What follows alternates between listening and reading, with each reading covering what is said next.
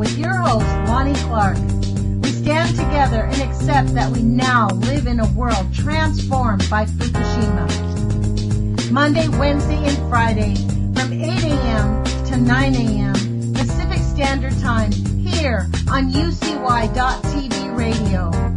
We relentlessly engage every ear that listens.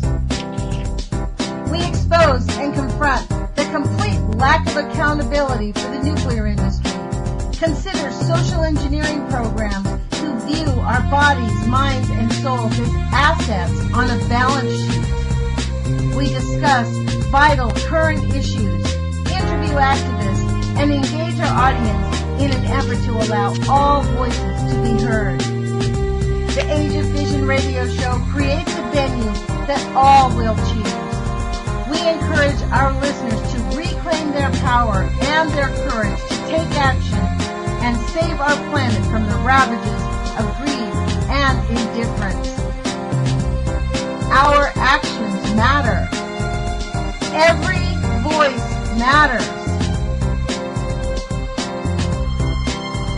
We remind our listeners that happiness is resistance.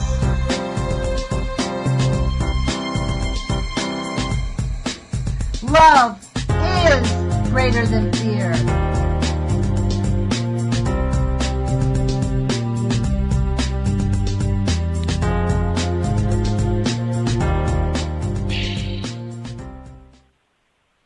Good morning, UCY.TV radio listeners. This is Lonnie Clark. You're listening to the Age of Fission radio show. Today is Halloween, October 31st, 2016. Thank you for joining us. Today is, as you know, Manhattan Project Monday, and again, we have a returning guest to our show, Larry Burgen from the First Secret City. Thank you, Larry, for joining us. We really appreciate your time. Good morning. Thank you. I'm glad to be here. So, do you want to remind our listeners a little bit about your history and how you got engaged in the action that you're involved in? Because you were just a regular person, right? Yes, I was just an everyday get up to go to work, and dread being there and can't wait to get home. I was just like everyone else until I started getting ill. And strange illnesses, things I've never had before.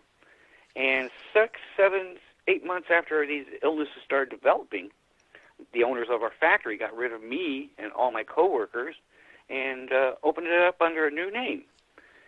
My illness has still progressed to a point to where it took me a year to learn to walk again. And when I finally did, I wanted to look into my illness, and that's when I found out it was related to our factory. It was the machine that I operated for over a decade, processed over 3 million pounds of uranium. Oh, wow. And the owners of our factory hid this fact from me and my coworkers. And not just did it affect me and my coworkers, but we brought this dust home and it affected our families as well. 2 of my coworkers who worked on that machine with me, their children have birth defects. My grandchildren do. And this is all atypical of a long-term radiation chronic exposure like me and we was exposed to. So this is how I got here today. This is why I'm a victim. And you're listening to a true, actual victim of radiation exposure. Wow. Well, so then what action did you take? Did you take action after you got sick or while you got sick? How did you end up getting engaged? Well, it was after I learned to walk again that I wanted to find out why I was sick. And that's when I found out about my exposures, my machine that processed all this. I didn't even know it was uranium that was ran through my press until 2-3 years after they got rid of me. It was through the Freedom Information Act I was able to receive these documents, and they told us that the dust they removed over my head where I worked on that one machine was 13.6 times above the safe limit for uranium. Wow. And, it was not depleted uranium. This was raw, natural uranium that was still uranium. Strong and high in U-235. Wow. Amazing. I'm sure you never in your life thought you'd even have to understand anything about radiation, like all of us.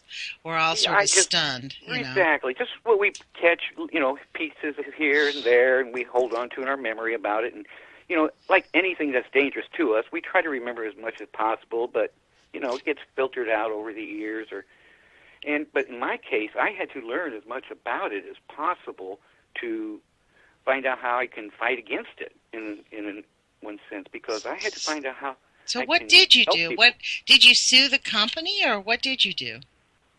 Well, first of all, I had to see if I was sick from it or if my illness related to it. So the first step in my process was to get all the information on what this factory produced or processed at on site. And through my attorney, I had him get documents through the Freedom of Information Act. And it was over 20 pounds of documents, so almost a foot thick, of a radiation cleanup that took place over my desk. And during this radiation cleanup, there's a lot of information in these documents that told us how it got there, when it was processed, and how much. And this was all important information to go to the next step. Again, once we got these documents, they was able to, in detail, tell us where this radiation was, on where the beams, on what locations, and at what strengths. And the high level and number of U-235 up there is a good precursor to all our health problems. Because remember, this was raining down on top of me and my coworkers for, in my case, over a decade. Wow. And again, it'd be on our desk, it'd be on our tools, and we'd come in on a Monday morning and wipe the desk off with our arms and things of that nature. We'd eat and drink underneath this dust and on our machines. Did you sue the company?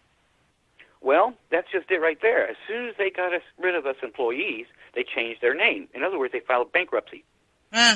Okay then. Changed their name, but same owners, and started the same process all over again, but with a new label. Mm-hmm. So I had to, think, instead of punishing the other guy, my priority turned to helping the victims like me.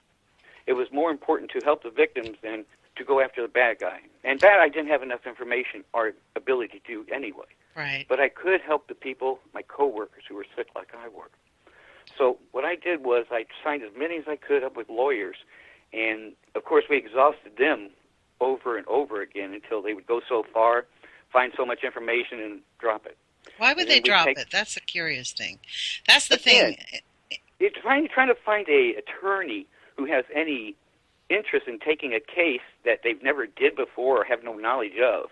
Spending the time required for who knows how many employees, this was something, it's a cost-benefit analysis that they do when they take a job. They don't take a job to help people. It's a business. And they have to see if this is going to be worth their while, or if, 4 car wrecks would pay a lot more than helping all of us.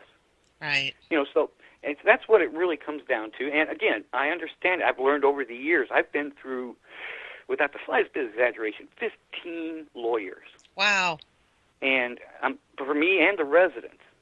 So they basically you've engaged 15 attorneys, and they've all at some point just maybe more. I'm being very conservative. Actually, I've got letters from everyone who sent me denials, or I've called and just called me back and said no, we won't take. But wow. I'm actually and again, this is what I've been doing. This is I've learned to be not only all my knowledge I've learned and acquired over the years on radiation, but I've also looked up a lot of lawyers and learned a lot from them as well. So I've actually picked up a lot of important processes over the years which aid me in helping prove these companies were at fault. So these attorneys, even though they were denying us over the years, they were helping us build our case step by step by step. And hopefully till we get to the last point to where now we have enough information to where this last attorney can do something with this. So this is really the way it works. And in my case, it was I had to have attorneys tell me what to get. First lawyer said, well, you got this. It ain't good enough. We need that to prove you're sick. So I'd work for months to get that information. Next lawyer said, well, you got this. Well, once you gave him that, this is my curious thing. Once you gave him that information, why did they drop your case after that? Once you jump through the hoop. That's it, too. Again, they're always, every time you go to an attorney, I found out that as soon as you show them a situation or an issue, right off the bat they can say, well, we can do this, we can win this, or we'll look into this. They never send anyone out the door. And that's the fact.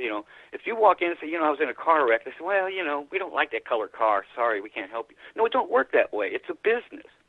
And so every time a client or customer walks through their door, or they're not going to turn away until I review everything.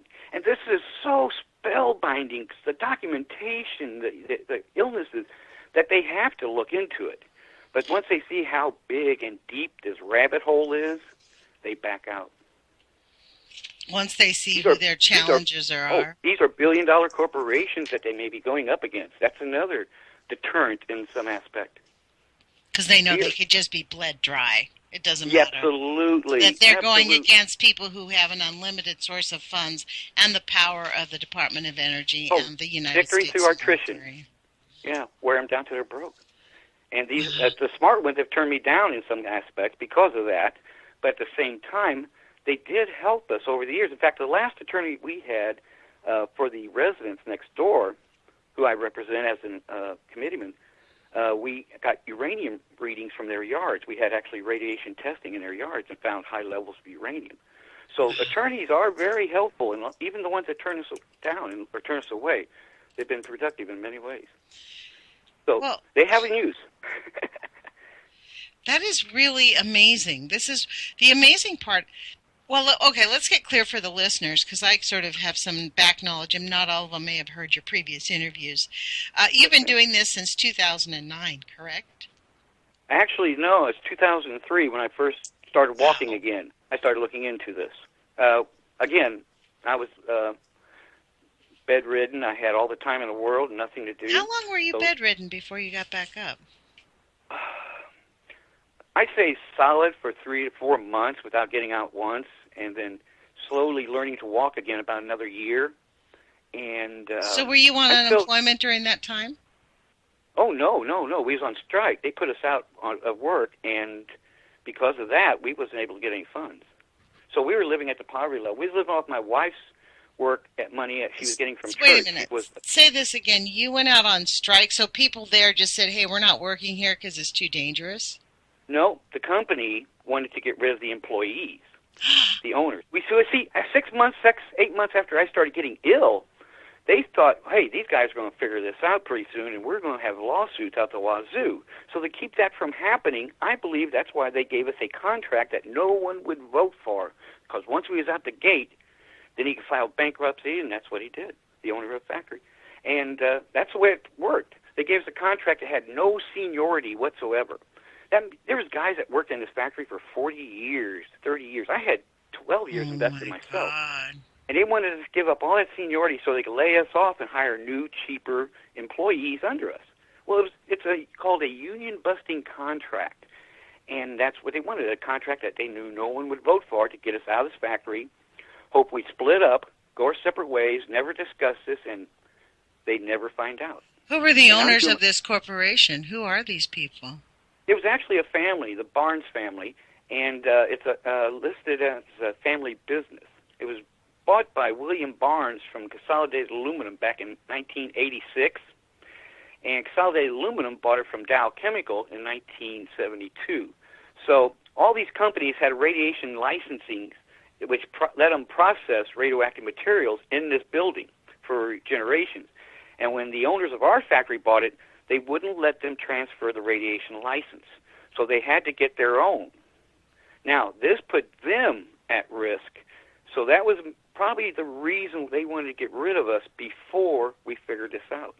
And that's why they had to file bankruptcy as quick as possible to keep that from happening, to save their assets. Wow. See, and so then they opened back up. Are they still functioning, Larry? Do they still function? Oh, yes. They're still up and running. Mm-hmm. Wow. Do you believe that their facilities are still a danger to their employees? I mean, considering their history, do you think they've taken any protective measures? Well, the extent of their cleanups alone, I know of 6 of them that took place, and I have documentation of 4 of them. And they're very extensive cleanups, but it shows you that there's many skeletons buried all across this property, and that almost reassures that there's some that's undiscovered. For instance, during the one radiation cleanup alone at this factory, they removed 106,000 tons. It took them almost 3 years. Now, that totals 212 million pounds. Now, keep in mind, if you was melting this metal like this factory was, to create 200 million pounds of waste, you would have to melt 1 billion pounds of radioactive metal. And that's at 200 million pounds. That'd be a 20% loss of metal. That's unacceptable. So we're giving them a lot of credit by saying only 1 billion pounds was melted in this building. Oh, my God. And I actually watched them melt this back in the 1990s. I mean, they were still melting this radioactive thorium in this factory. And I drove over there in my fork truck one day to watch them, and I seen nothing different from an ordinary day. They had flags going around these giant pots with this molten metal, but that was it. And they told the employees, don't go across the flags unless you have to. But the smoke didn't stay on the other side of the flag. Who are these monsters? Like, no regard for life on our planet, just melting billions of pounds of uranium. This wasn't even in a war. No, this was thorium. This is a daughter product, but just as dangerous. Oh, my God. This is the next level below uranium. And again, the uranium process in our factory was about 3,200,000 pounds. But the billion pounds of thorium, now keep in mind, this room that they melted this in didn't have any screens, didn't have any filters.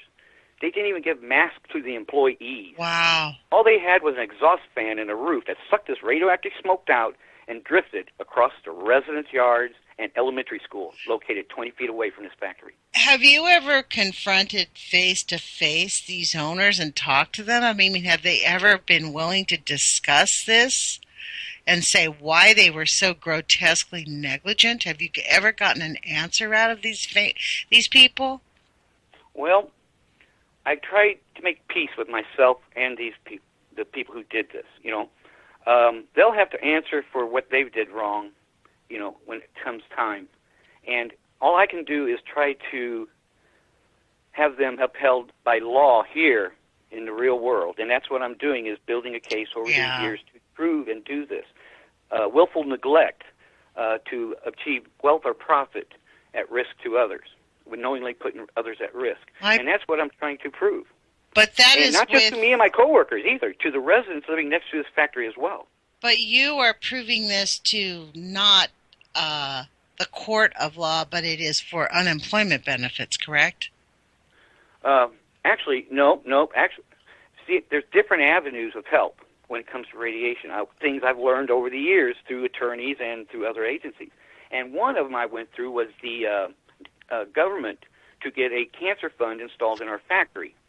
And this cancer fund is specifically for radiation exposures. Now, it took me many years and a lot of work, which is difficult on my part with being poor and in poor health. But I was able to be a large part of getting a cancer fund installed in our factory for, as to date, 188 families have received up to $28 million. So this has been very helpful for a lot of people. Sadly, most of these victims are widows because it is a cancer fund. Right. But it set a precedent in our factory that the radiation is there and in levels that can affect us, harm us, or kill us.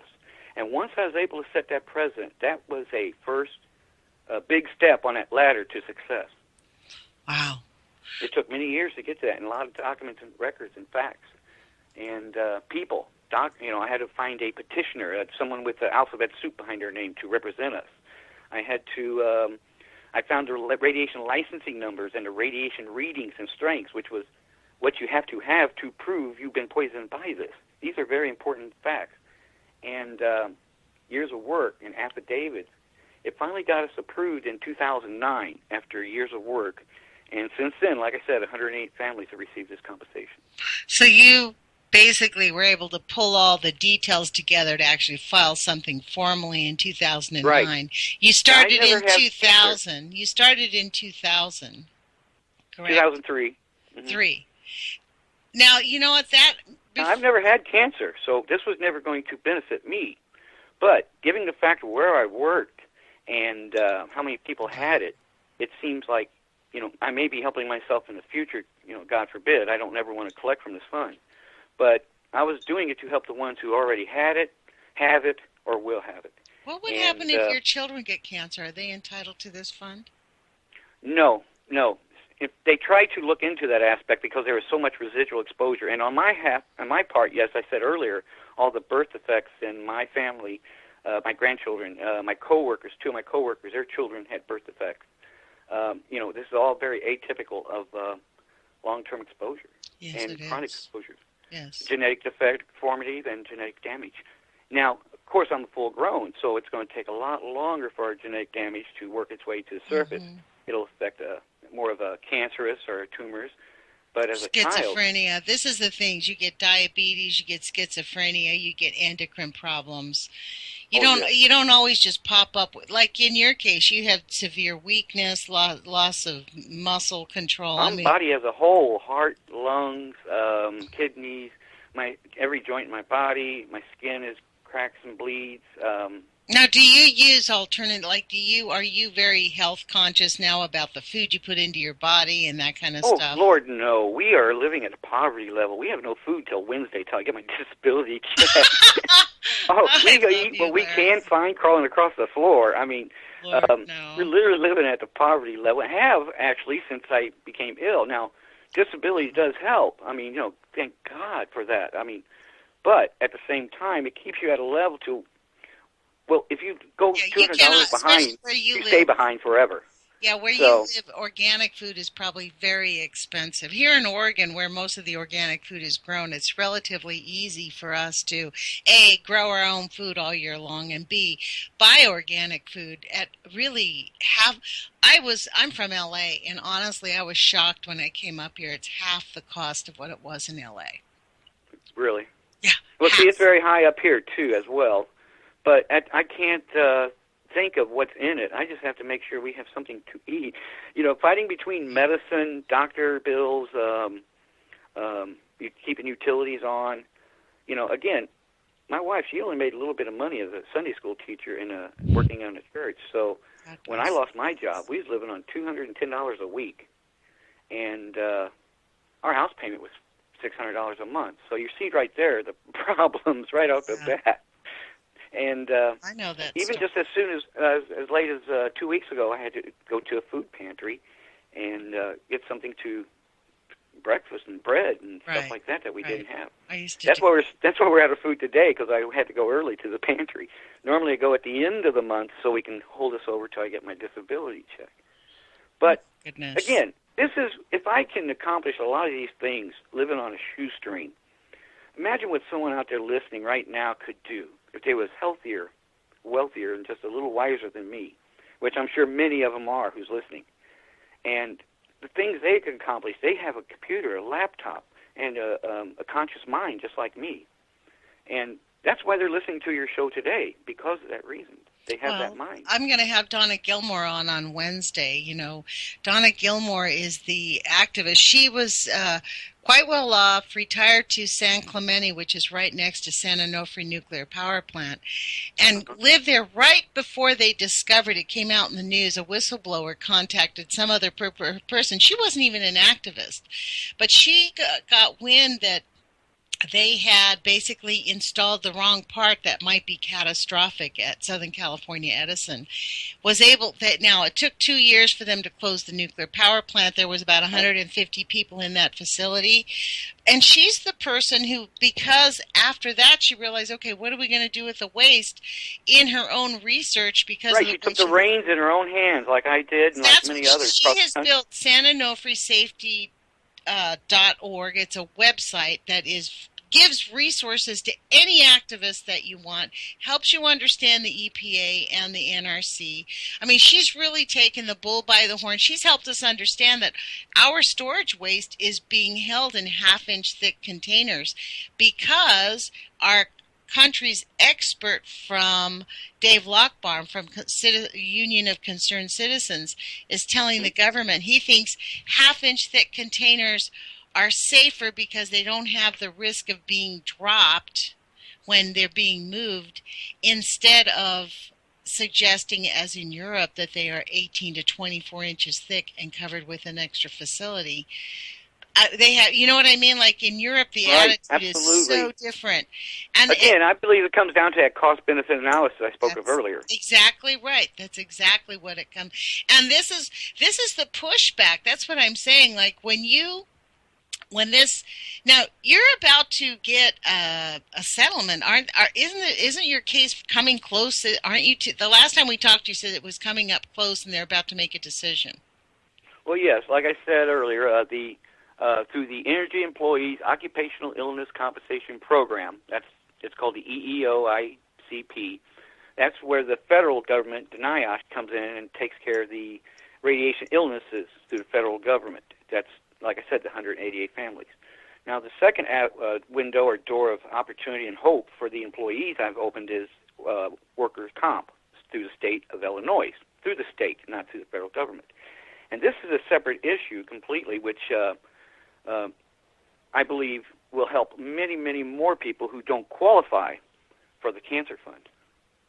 Here in the state of Illinois, it's widely unknown, and maybe in your state as well, that the statute of limitations for workers' comp in this state from time of injury is 3 years.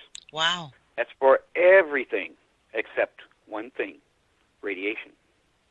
Radiation here in the state of Illinois is 25 years. And because of that, I was able to sign up many and many of my coworkers who had health issues and illnesses and cancers that wasn't on the cancer list, that they didn't qualify, sign up behind me for workers' comp. And we're hoping through workers' comp, it'll sort of help the other employees who fell through the crack and fulfilling a promise I made to myself years ago of helping everyone who's been exposed and poisoned by this factory like me and my family was. Well, God bless you, Larry. This is really awesome because this is the kind of, unfortunately, you had to get sick to really understand and dig into this. Yes, it is. Maybe this is my fate. But at the same time, I've come to a self-awareness that, I should have been doing this years ago when I was healthy and young. But life gets in the way sometimes, and it isn't until that life is challenged or threatened to be taken from you that you step back and you reevaluate your issues like I did, and that's where I'm at today. See, with workers' comp, this was a miracle, a second door opening up for us. And the thing about this is, with workers' compensation, you only have to prove it could have or may have caused your health issues. You see, that's a whole lot simpler than going to court and proving it beyond a reasonable doubt. Right. Not many people who get injured at work or seen or witnessed. So, you have to take the employee's word almost at it, for it, that it happened. So, and just like employees who get killed at work, well, they have to be rightly compensated as well. So we may be able to get compensation for widows. Oh, that would be really awesome. That would be actually pretty awesome if that would happen, because that's really a bitter pill to have your husband. Now, again, though, this takes a lot more documentation because you don't have the witness there. This is what something I discussed with an attorney, but at the same time, not impossible. Right. And again, having two windows of hope and opportunity for compensation through this factory is short of itself would be a miracle. But it's, again, who slips through the cracks? And it's the residents living next door. Right. And that's why I couldn't ignore them. Ignoring them would be as bad as ignoring myself and my family. So I worked for the last 7 years as a chairman on a committee to represent these residents. I was actually, they elected me as their chairman. I formed a committee made up solely of residents who live around the community and several employees and residents. They both worked inside and lived next to this factory. That way we have multiple viewpoints of what we saw inside and things that were mishandled or misdone. So this was a really good combination of people together who would meet every week up in the mayor's office, and we would discuss what we should be looking for and what we had found in different aspects on where we could go next. And this is what people all across the country can do. If they find something dangerous that could be looming next to their homes or office. So, we just did what a lot of communities do. They form a grassroots committee, and we started doing our research and looking up what was dumped next to their factories. That's what they did in Santa Onofre. They formed a grassroots committee, and that's in fact that's what Ray McGovern says: is we need to form little grassroots committees, form small groups. That's the way you undermine the monster, because they can handle the big cases, the full frontal assault, but they can't handle being undermined at the lower level. It undermines their foundation. Right. The voices of many outweigh the voices of the large or the loud. And this is what we was wanting to do. We just build our case. And again, working on what I've seen from the attorneys over these years, how they proceed, how they forward. We took a lot of that information and everything we learned into account. And we broke up our committee in groups. We had 2 people who were responsible for going door to door and talking to residents about health problems. And since they were their neighbors, they knew them and welcomed them and was open, and that was very helpful. We had another part of the committee set up to the aspects of the soils sampling and other aspects of collecting information. Then I was involved in finding attorneys and representation on their behalf and politicians. So we broke our committee up in groups to have certain tasks that each one perform instead of somebody trying to do everything, everybody trying to do everything. Mm-hmm. And we was able to acquire a lot of information. For instance, on the health aspects alone, the residents living next door, next to this factory, next to this waste site where this 200 million pounds was piled up on top of the ground. It wasn't buried. It was piled up like a sand dune. We have 75 cancers in these 2 blocks, and there's only 34. Wow. In a 6-block area, completely downwind from this factory, we have 360 cancers, and there's only 180 homes. Wow. Are those people entitled to the cancer fund? Nope. You have to be an employee. Is there any compensation? Is there any help for those people that are living there? Well, that's why so many years I've been doing, like I said, 7 years we've been a committee. The Westlake landfill is what we're sort of using as a litmus test. We've been watching them for years going through the political process of trying to get some testing done, some recognition, some help for the residents over there. And we saw they were butting their heads against the wall and not really getting any yardage. It wasn't going anywhere. So we decided consciously to go a different route, and we went the legal aspects. And that's why I went through so many lawyers over the years, over dozens of them. That was because on behalf of the residents. And so let me stop you here, We took Larry. a different road. Yes, So, ma'am. Larry, I just want to be clear because this is a point of clarity that I think will help people understand. Yes. The people at the Westlake landfill have not lawyered up. That was the one thing I couldn't believe when I first got involved in this. Well, I noticed there was groups of them had got attorneys, but these are those lawyers who sign this piece of paper. You sign it, you hand it to your attorney, say, okay, you're now my client. They take that piece of paper, they put it in a file, and they close that file, and they hope someone else will come up with the proof they need to prove they can win this case. If not, that paper is just going to sit in there forever. Right. So they don't exactly fire them, but they don't aggressively go out and investigate and find the No, in information. fact, we have 5 different law firms being represented by groups of these residents. These one lawyers, I'm sure a group of residents said, well, I don't like their lawyer, I'm going to get my own. And I'm sure other residents said, well, I don't want to be 10th or 20th in line, I want to be first in line, I'll get my own lawyer. So having all these different lawyers represent a certain group of these people, all these attorneys are waiting for is for one of these other lawyers to win the case. Mm-hmm. Then by law they can use his information and technical data to win the case for their own client. So they're all just waiting for someone else to pull the trigger, but no one wants to dive down this rabbit hole again, like I said earlier. It's like a giant rabbit hole. So we do have some people with lawyers. Some people have lawyered up, and then but another they're not in any movement. Yeah, there's no movement with them. And then another group has not lawyered up. They're going the legislative route, which precludes. Well, that's yes. Which those precludes. are the leaders of the groups actually doing that.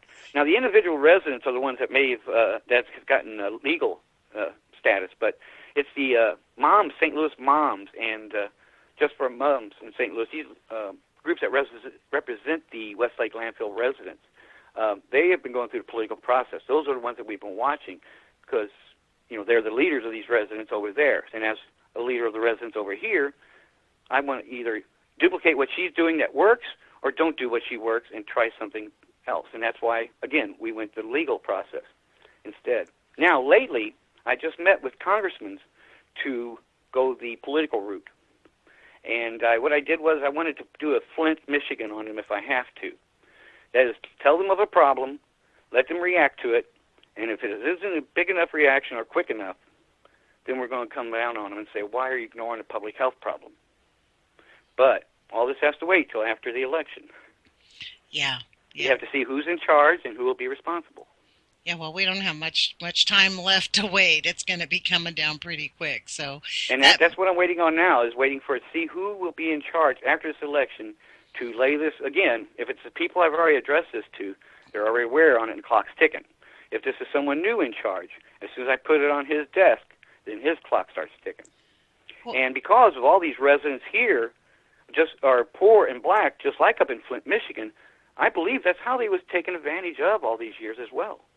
Now, me being the only white man on the committee, I take it as a great honor that they elected me to be their chairman, and as a great responsibility as well because of that, to trust somebody who was a victim just as they was from inside the factory. In fact, I remember one meeting, one little black lady stood up, and she's elderly, and she says, "I got a question." And I go, "Yes, ma'am." She goes, "Why is the skinny white guy in charge?" And I laughed and I laughed. And at first I thanked her for calling me skinny, because I am not. But I explained to her how I was a victim just like the rest of them, and how I found out that they were too, and how I couldn't ignore their problem like the employees. And after just a moment, she understood completely and was quite pleased that I was helping them. yeah, that we're just being human beings. It's not Yes, race you see, or that's color. just it there. You know, with radiation, there is no barriers or boundaries. When it comes to equality, radiation is the equalizer. It kills everyone equally, That's right. no matter the color of your skin. That's right. So what you're saying is that the community where this was were basically poor black communities, just like Flint, Yes. Michigan. Absolutely, Wow. and I see the connection easily, and I can make that connection if I have to, as a plan B. If these politicians don't move on this, we can go to the media, newspapers, TV, radio. We could go to NAACP, try to get their voice included in this. You know, so there's many different things a person can apply pressure to your politician to have them move on this. You just have to be careful in how to do this. And again, going to the media is the last thing you really want to do, because you don't know what they'll say or whose side they'll take. They can easily come back and say we're all crazy and discredit us, and then we have very little help from the community. Yeah, but you know, I think that really the curtain is being drawn back. Like, people are beginning to be aware that all is not well in the nuclear world, that we're not really being told the facts. I think slowly people, as much as they don't want to admit it, people are beginning to get that this is the reality, and it's up to us. Well, it's easy for them to hide this poison because it's invisible. Right. And so deniability is so plausible. Well, I don't see no radiation. I don't see no harm. I see grass growing. You know, I see a butterfly. Well, why don't you dig down 1 inch? Well, why don't we put this in your yard, in your family, in your neighborhood? It's a different story then. See, it goes back to the old adage, you know, well, if I ain't sick, nothing's wrong with me. If I don't see it, it ain't there. And this is way radiation, the way it affects how people be poisoned by it. If I knew it was in my factory, if I saw it, I would have never worked underneath it. I wouldn't have touched that dust. It's an invisible poison. And it's how they get away with it. It's how they get away with it. It's completely unconscionable that the people who own these corporations know that they are directly putting their employees in harm and doing nothing to protect them, because they don't want to highlight the fact that they're going to be in harm. You know what I mean? Like, then if they knew, because this is the issue, you probably weren't getting paid all that much. If you had known that you were working in a highly radioactive environment, you would have demanded a lot more money to put your life at risk. And I was working for a living, not working to have it taken away, my life taken away. Right. Right. So tell us about the movie that you're in. This is how I met you. You were in the First Secret City.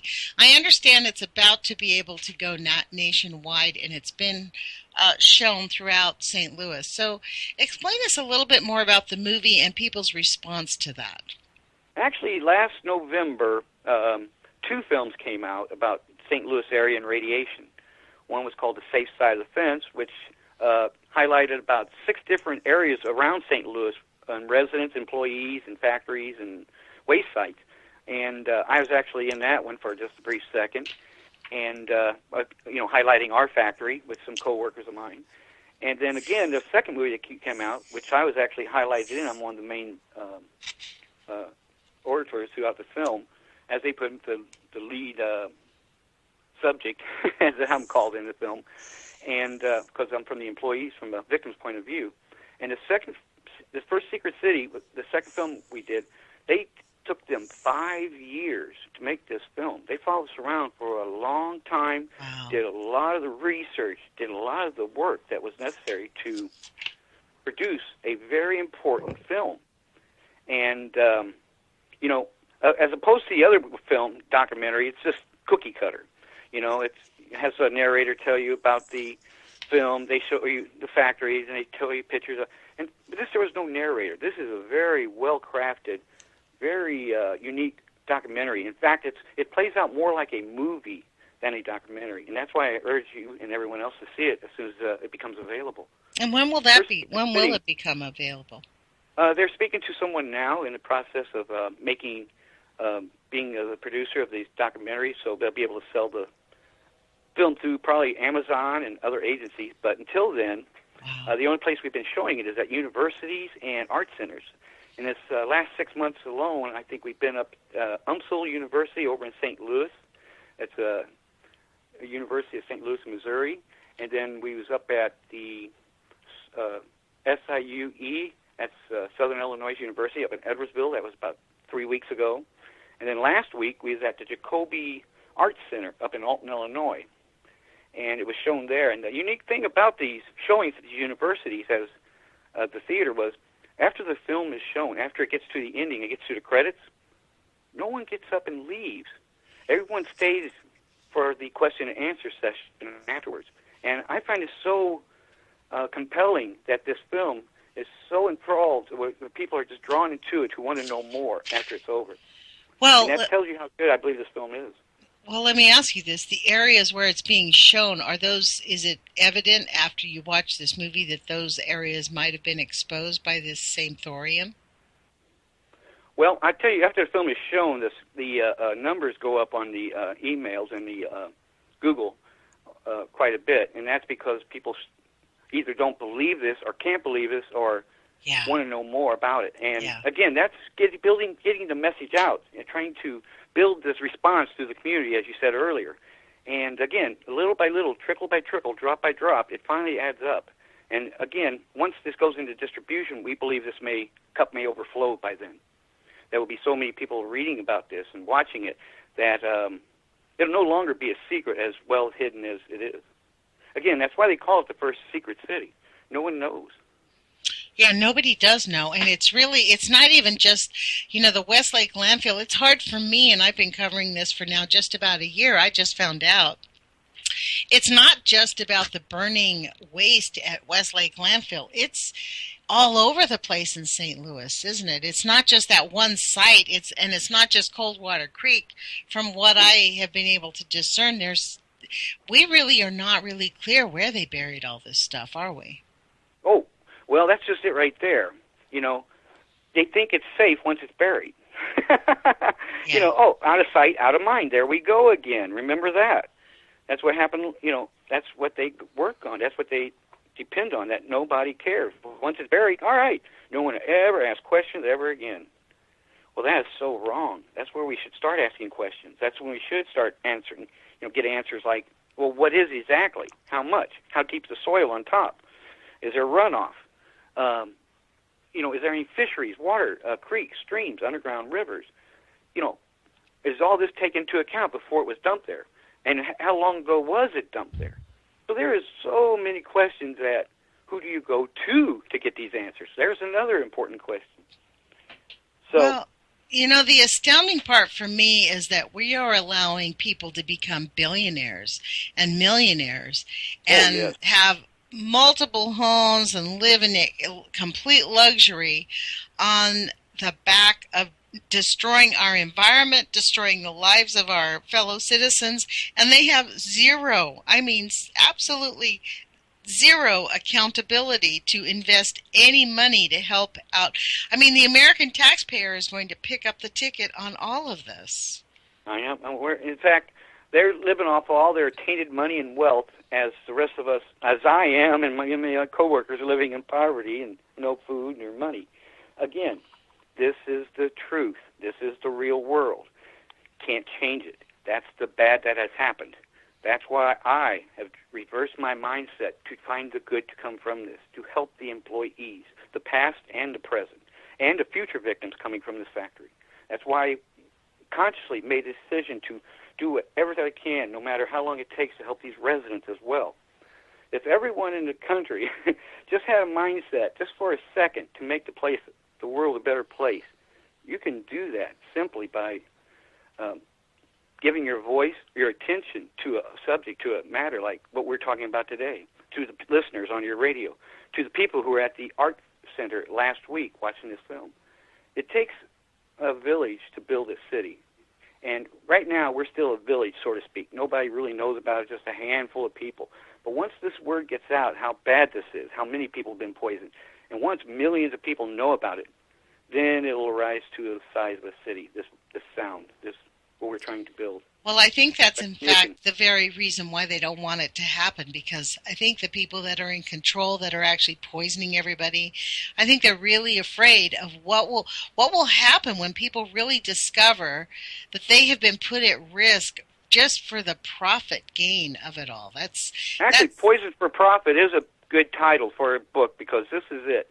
There was no other reason except money was why we was poisoned. There ain't no other way to put it. I mean, that's why I worked for all those years on that cancer fund. I knew all along I didn't have cancer. I never would get a penny from working for them. But again, money is what caused this problem. And I always wanted to be seen as someone who wasn't doing it for money, but for the right cause, for the right reason. Wow. I have to say, every time I talk to you, Larry, I'm just like blown away, because you're the embodiment of just an average citizen who goes to work, who had really, how long were you sick and disabled before you were able to pick yourself back up and start working on this? Well, I was actually on doctor's orders. I was on light duty at work because my illness progressed so bad that by the time they put us out on strike, I was just a couple months away from being bedridden. So they knew I had health issues related to my exposure at the factory because, again, they controlled our insurance. Whenever I had something, diagnosed on me, I had to hand it to them. Whenever I went to a doctor for an illness, I had to hand it to them to have the insurance paid. So they knew behind the screen what their employees were experiencing, and they could do a demograph and figure it out pretty quick. Oh, this group of people have this strange illness in this certain area. Let's get rid of them all. And that's where I came in. Now, the reason I don't give up, the reason I continue is because they used me. They used me in a way that I can't ever forgive them. They let me bring this poison home and poison my family and kill my grandchildren. I am doing this to prove to the world that this company is at fault, so I can absolve myself of the guilt for what I've done. Though unknowingly, I am a participant in it, in their deaths. So who are the names of these perpetrators? The corporation now, what's the name of the current corporation? Okay, the owner who got rid of us, the one who poisoned us, was the Barnes family. Chris Barnes is the CEO and the owner of the building. And once we got sick, he sold the factory off, changed its name, and opened up as Magnesium Electron North America. And he partnered up with this billionaire who's from England, and they actually fly a British flag out front instead of an American flag. Seems quite strange. And so do they still do that? Are they still in business? Yes, they are. They're still processing magnesium. They quit melting aluminum. It was both an aluminum and magnesium plant. Now they're just strictly magnesium. And of course, they got all scab labor. They hired all non-union employees, which they could treat them like slaves, which they do. They talked to him talked to him badly. I know one co-worker who stayed on there years later said they treat him bad. Again, they can't say no now. There's no safety issues. There's no safety group. There's no union representatives. So now if they have any kind of toxic or radiological material there, well, no one can say any complaints to anyone because there's no one to say them to. Before, when we had a union, we had safety officers, we had inspections, we had certain groups, we had safeguards. And again, this is how they also took advantage of us as well. You see, fear is how they keep people from talking, because if you're afraid of losing your job, then your family suffers. So it's how they kept us sort of controlled over these years, was by fear of not coming forward. No one wanted to be the first to speak up about a maybe or a possible problem, because you could lose your job over a maybe. And no one wanted to do that. And I was one of them. I understand that now. Wow. in hindsight. This is such a deep issue. It really goes to the core of how these corporations undermine our democracy and our ability to live, our free and live in a country where they've taken away our right to pursue, health, happiness. I believe they all have to rationalize this in their own minds in a certain way. They have to probably, I believe, to order to spend that money without any guilt, they probably have to tell themselves, well, I don't think anybody gets sick from it. And if they do get sick, well, I hope they don't die. And if they do die, well, I hope this isn't the cause of it. So I'm sure they come to some kind of self-rationalization to try to justify what they've done. Because no sane person would do this. Well, I think that really is it. I mean, this gentleman, Chris Barnes, he must not be sane because he has not ponied up any money to help the community. We don't hear them reversing their stance on taking action to help the people that they've currently harmed. Lack of compassion, arrogance is involved, all these issues. In fact, when I last saw him, it was at a public meeting in 2010 in Venice, where the factory is located, and he was there with 7 EPA members to discuss getting a new air permit. Now, the ironic part of this is our committee was trying for years to get the EPA there to talk about something that we know is there, and that is deadly radiation. And we can't get one person from the EPA to show up and meet with us. Yet, the owner of this factory can get 7 of them to show up at this meeting over something that's not hazardous, like air emissions. So there's the irony in this, that lays in all this as well. And again, at that meeting, looking at the owner sitting there, he had this aura of arrogance around him, like he was superior to everyone else in the room.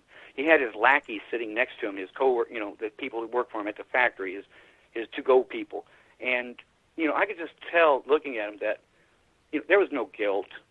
And even when people in the room kept screaming, well, what about SCI? What about the radiation? The EPA kept saying over and over again, we're not here to talk about that. We're not here to talk about radiation. We're here to talk about the air permits.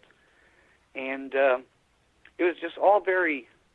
They were there supposed to reassure the residents, but all it did was raise more doubts and fear between them and our government, because they can't trust these people to give them an honest answer. They won't answer them. Even at one point, I remember the head of the EPA who was running this meeting that night said, hey, we're here to talk about magnesium electron, not SEI. And this guy here doesn't know anything about magnesium electrons, pointing to Chris Barnes, the owner. Wow. Now, he was the owner of SCI, the company I work for that poisoned him, but he didn't correct him. He didn't want anybody else in the room to know he was the owner. Wow. Well, it turns out, just with a quick Google search, it turns out that this company, Magnesium Electron, was sued in 2010 by the Illinois EPA for having for allowing a fire, for allowing an environment where a fire was able to break out. Yes, that was when the ovens exploded and blew out thousands of windows and knocked people out of their chairs across the street. Wow. Do you know if they actually were able to get that conviction? Well, I knew when that happened. That came out 4 days after a story about that factory came out in USA Today. The story came out on September 28, 2010, and the factory blew up, I think, October 4th, a week later.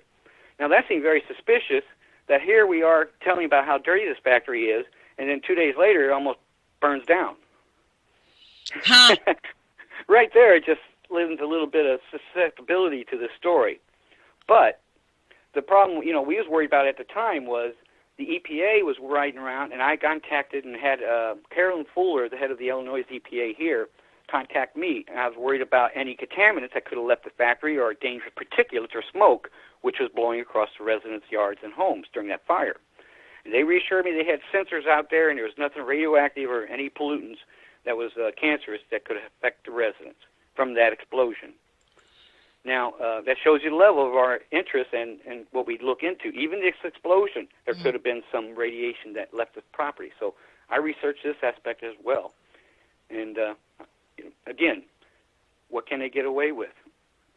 Well, this is really the astounding part, and I'm sure that you have gone through all of these emotions to realize that, our government is essentially basically taking a back seat and not pursuing this at all. allowing this to happen and every community that is touched by nuclear pollution, the government basically is defending the polluters. In every single case that I've examined while I've been doing this, the government has never yet stepped up to the plate and forced the polluters to be honest and to take care of their responsibilities. Well, the Cancer Fund I talked about earlier, the Energy Employees Occupational Illness from NIOSH, that was the very first one that I've ever known of that would help any victims poisoned by these factories over the last 40 years from production of the Cold War. So this was actually the very first fund in the year 2000 for anybody who was a victim from any of this production.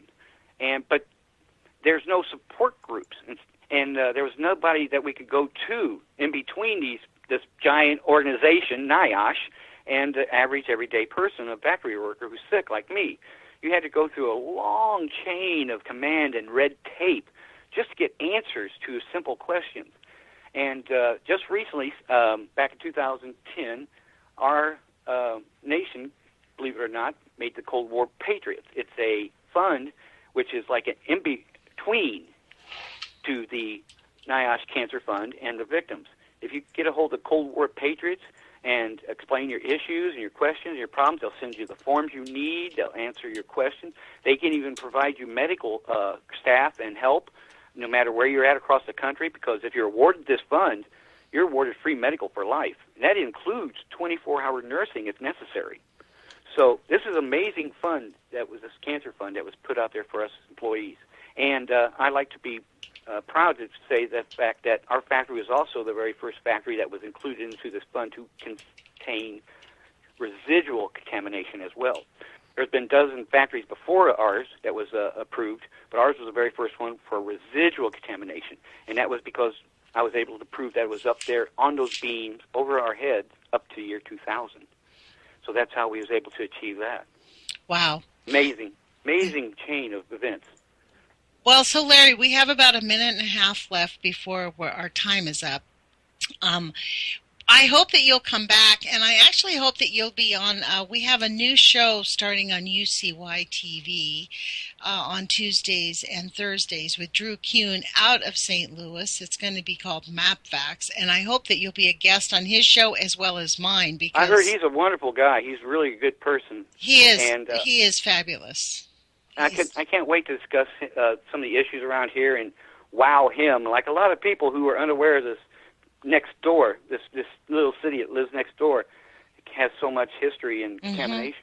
Well, I think that's why he's taking this on and calling it Map Facts, because it's all over the place. And, the way that we are going to get past this is to expose it to sunlight. And we really need to push forward and get this going. So I hope you'll join us. And I hope that when we talk in the next, I'm hoping we can have you back in, say, another 6 weeks or so, and we can discuss the movement of your case and see where you've gone. And hopefully things have settled. It would be really awesome if the things settled and you guys had like a prosperous Christmas finally, So in many years we haven't had Christmas, but it doesn't keep us from having the joy and happiness. They could take our money and they could take our health, but they're not taking the happiness in life away from us. And amen to that. That's exactly what I say. Happiness is resistance. They cannot take that away from us. They want us to be miserable, but you know what? Love is greater than fear. Truly, love is greater than fear, and happiness really is resistance. So that's the way we're going to get through them. Thank you, Larry Burgen, for sharing your time with us. And we look forward to looking at the first secret city. I look forward to hearing from you again. Thank you, everybody, for joining us. We'll talk to you Wednesday. Put your courage feet on. Take action.